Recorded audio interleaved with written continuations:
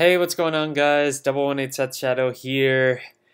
Well, just came back from the BCS from Illinois, and sadly, did not do so well. My team ended up going X3 by round 5, and we had no choice but to drop at that point. But it was still a good time. I ended up taking Eva, and personal record ended up being an X1, only losing to an overtrigger from Youthberg.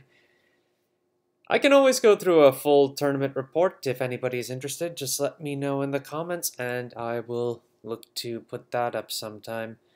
But for today, let's go ahead and get into today's Market Watch. Starting with a little bit of information from Bushiroad today, they announced a new order cycle setup similar to Cater Sanctuary from a little while ago, where they are doing cards that look for a specific normal order that's going to be introduced in set 11.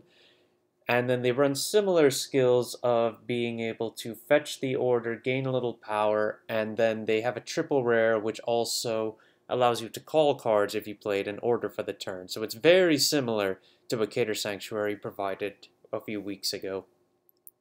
And then Kheios himself also got revealed with a new support card, so we will be talking a little bit about that once we get there. To start off today, though, we're going to be talking about some downturns in the market, one of which has been going for a while. Stealth Fiend Forktail is now falling out close to $10, and we're still at a good amount of $12, $13 listings, and up to this point, until we get Natsumushi, basically the generic stealth, which I had talked about before, I can't imagine this card going up for a while, especially since set 11 is reprinting it with a different artwork. Another big fallout is Prodpollen Raphilosis. This card had been selling for over $10, close to $17 for a little while, but it looks like it's gotten a bunch more quantities on the market, and now we're at least under $10 right now, closer to $7, $8. Yeah, I don't know if this thing will fall out any further. I really can't say on this one, because this has premium implications, which I'm not fully aware of. And I suppose as premium plays this card will continue to see value gain or loss. But right now it is lower than 10 if you need to pick them up. Now to talk about Kheios. Effectively, they're using the same strategy as Roroa when it comes to the retrain.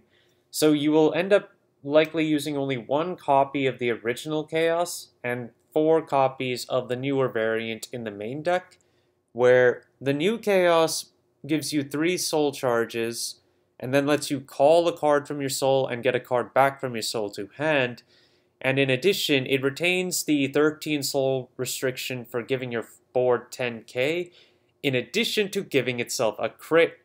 And to do that, you have to bind the original Kheios from your soul. Then you would rewrite the original Kheios at your turn's end. So it is basically like what they did with Roroa. Looking at Kheios' prices, we've only got 3 listings left on the SP. Still plenty of listings on the triple rare for the grade 3.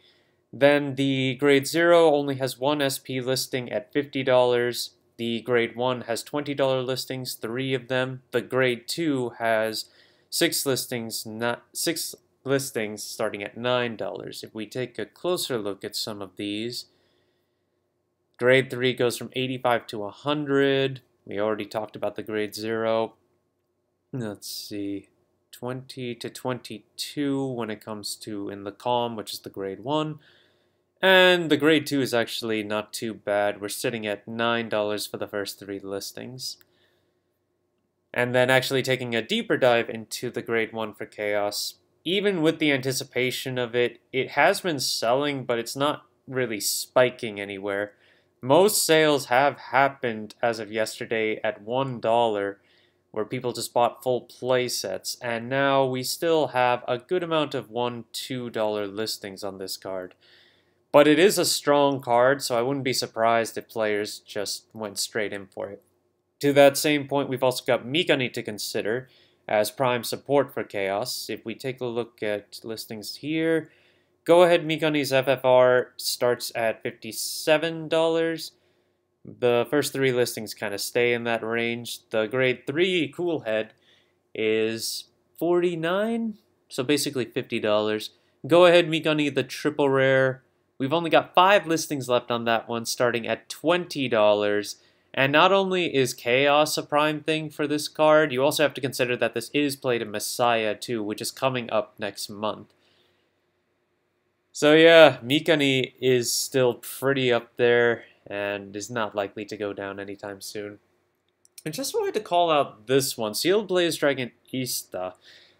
I noticed one time when I was trying to sell some bulk to a vendor one time, they were actually willing to buy this card a little above typical bulk prices, so I was curious as to what value this card has. Effectively, the skill is during your turn, this unit gets 2k for each card on your Vanguard circle. This is intended for Basagra, so if you have all your arms, this card is 6k higher. Basically making it a 13k grade 1, so it can boost at 13k or it can attack for 13k. But the common is still readily available, 9 cents to start with 36 listings, and there are 17 hollow foils starting at 44 cents. So that is a little high when it comes to hollow foils, but yeah, it's just surprising that this card is as expensive as it is, so I just wanted to call it out. Draw triggers from set 4. I do want to note that we are seeing some listings come back and some level of price decreases, but we're also seeing some overall stability still in terms of some of them. Like Serene Main and Lena, we have a 240 listing on this one, although it has a $5 shipping tag, and the card itself is still holding around $7. But we've had these spikes of the draw triggers recently where they are just getting up there to $10, and now they're just kind of holding around that point. Perobi is starting at $8.75. Connector is $8 right now. Flare Veil is $5. But then Rao's Wildmaster Riley has already breached this, where it did have $10 listings for a little while, and unfortunately they're all gone. It's also only got 5 listings left for its set 4 version, and when we take a look at the history on it, players bought the $10 ones with no restriction. So Wildmaster Riley, unfortunately, is back to $18 base. And if we take a look at the SPs right now, Riley has the most copies and is starting at 113, 7 listings. The rest of them have 4 or less listings, with Flare Veil being the lowest at $90 right now. Lena finally got one more copy up at 180, but its market price is 78. Perobi's 102 and Amarel Connector 100. Unfortunately, I don't have as much time to go into all the details, so I will have to stop there. Then I also want to call out Sealed Blaze Dragon Namakar, the grade 1 of the ride line for Basagra. Now, Gondiva looks to use the Sealed Blaze Dragon ride line just for some free cards overall, so you can maintain cards. I do want to note that the trial deck version is still readily available under 20 cents right now with 23 listings, but the SP is bought out. There's only one $50 listing left, and it's been bought out from $16.50 basically.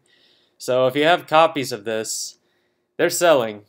You should probably get yours up on the market if you're looking to sell them.